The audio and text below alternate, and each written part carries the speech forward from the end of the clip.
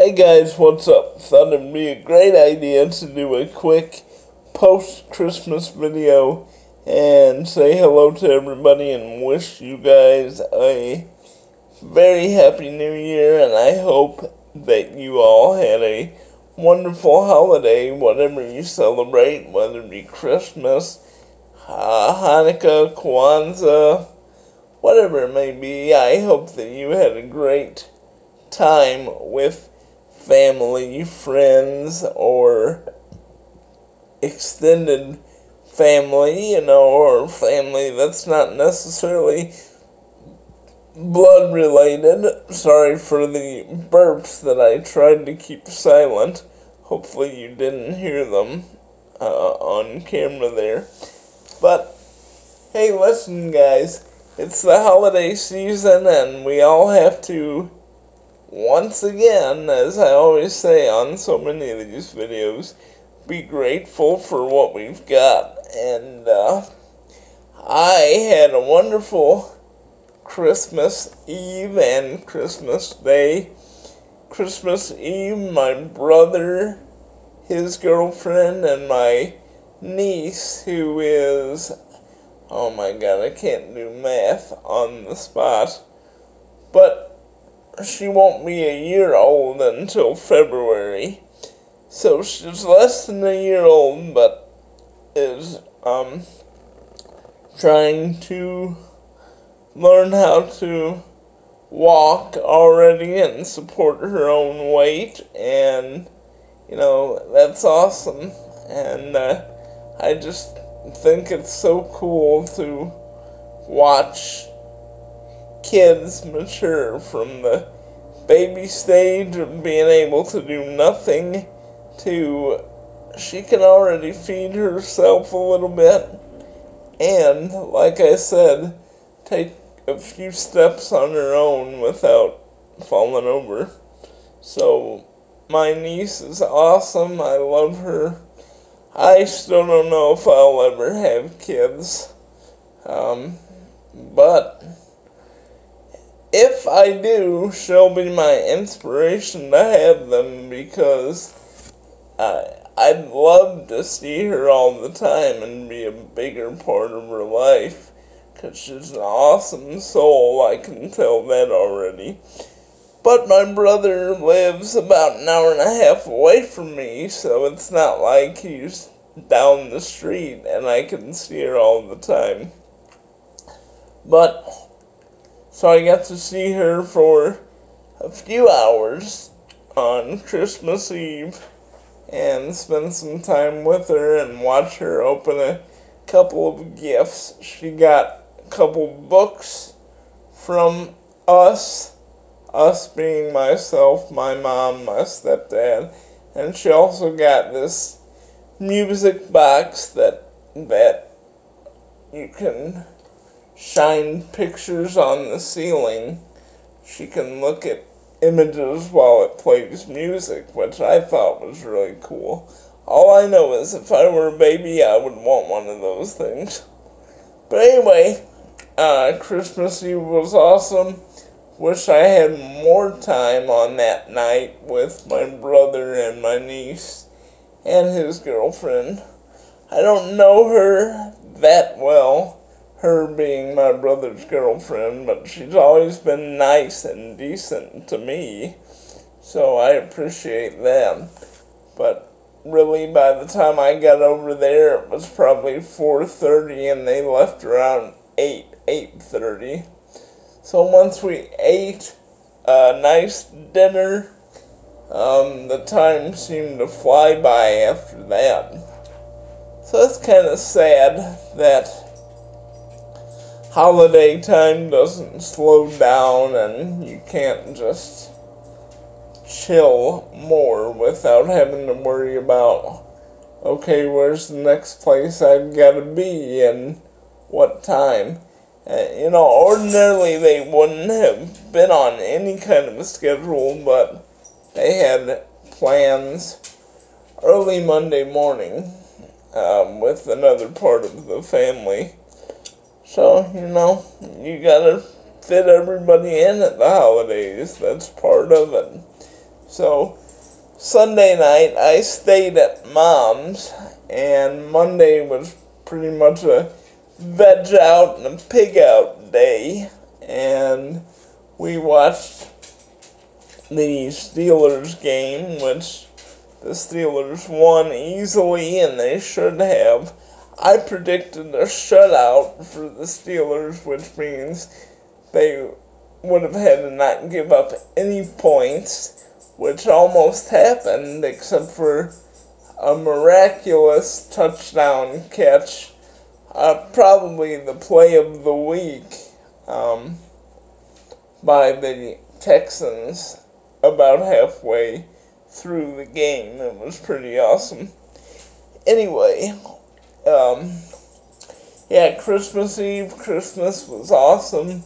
I wish I could hit the rewind button and relive those days again, because really relaxing and really fun, and I really didn't have to worry about any real life things like when's my next appointment or what do I have to take care of this week. You know, it was nice to be able to shut that off for a couple of days.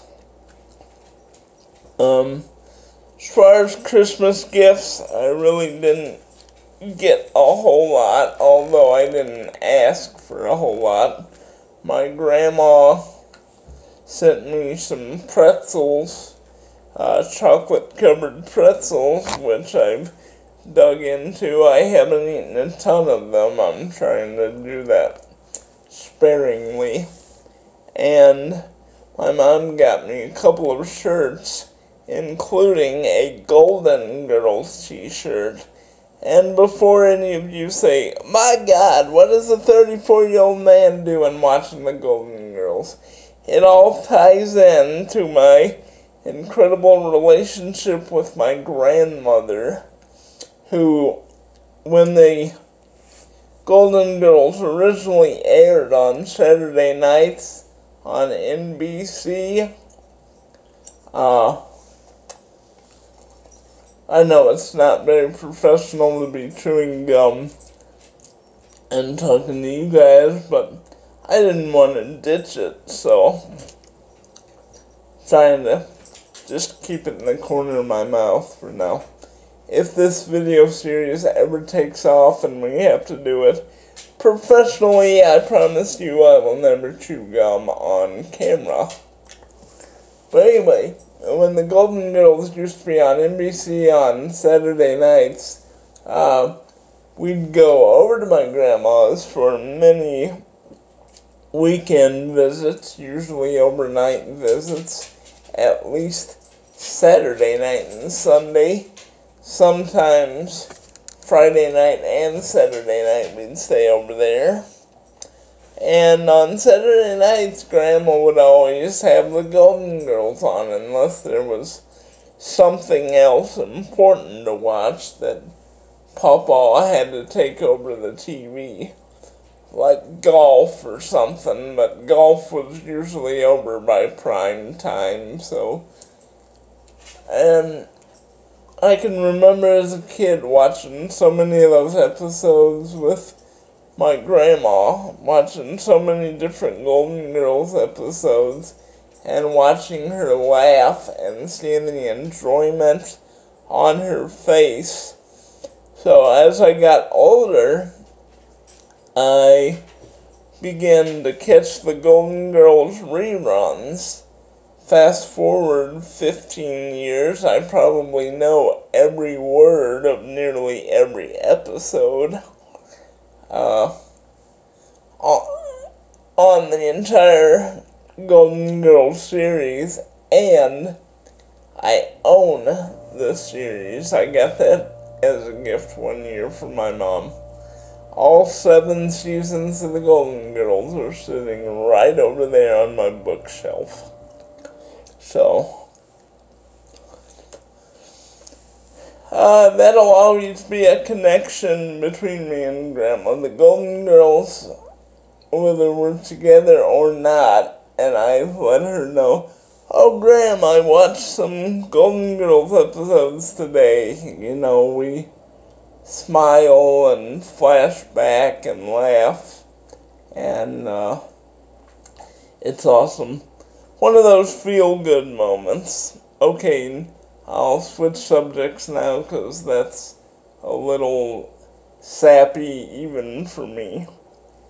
But and then my brother got me another phone holder because the one I'm currently using is half broken because one of the clips that holds the phone in place broke.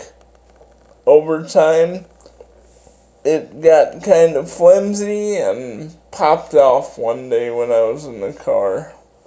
So my brother got me a new one, but I have not played with that one yet because before I do, I still have to figure out a somewhat temporary way to Velcro it to my tray when I want to use it. So we'll see what happens there.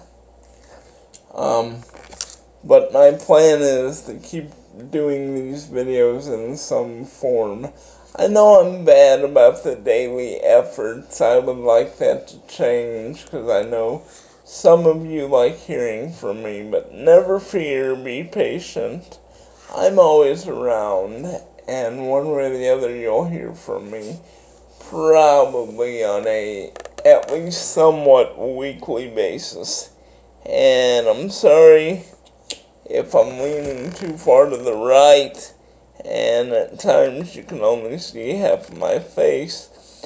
That was a complaint I got, and I guess that's why he got me the new phone holder, because he was like, well, half the time we can't even see your face that good, and people want to see your face. So I understand, and I will experiment with the holder he got me. If that one doesn't work, there is one more option that he found online that he wants me to look into. So, stand by for updates on that stuff.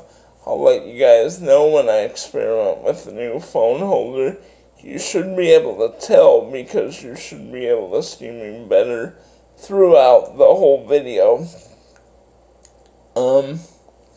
One more note for this video, and it's kind of a sad note. 1 week ago today, one of my sports broadcasting heroes, Dick Enberg, passed away at the age of 82. And Dick was one of the play-by-play men in sports that could do everything. Everything from tennis to baseball to football. He really got well known when he worked for CBS and NBC for his play-by-play for the National Football League. And when I heard his voice as a kid, figuratively, of course, I fell in love with it. And one of the things I love about sports broadcasters is their passion. You know, the ones that really have passion for what they do and the ones that don't. And Dick Enberg was one of the guys that had passion for what he did. Whether he was covering golf, tennis, the Olympics, basketball, football, or baseball. His passion came through every time. And not all of those sports that I listed I like. But if Dick was calling them, I would watch. So Dick Enberg, here's to you, my friend. Thank you for being a role model for people like me and reminding us each and every day that you did a broadcast, that no matter what, if you love something, like for me, I love communicating, I love broadcasting, if that's what you want to call it, you showed people like me, Dick, that we should never give up on our dreams. And even if it's little by little, every day, never give up, because our big break might come sooner than we think. So again, thank you, Dick Enberg, for being a bright spot on the sports broadcasting world. Thank you for being a mentor to me. Thank you for helping me love the world of sports through the passion that flowed through you, no matter what you were calling. And thank you for loving every minute of what you did, whenever you did it. And Dick Enberg said it himself. There wasn't a day that he ever felt like he went to work. When he put that headset on, he was just having fun and doing what he loved to do and getting paid for it. Thank you for being such a class act, Dick. And truly, you're one of a kind. And even though there's still some good ones out there today, there'll never be another one exactly like you. And in your honor, I close the show with one of your legendary calls. 2 words. Oh my. Rest in peace, Dick. Thank you.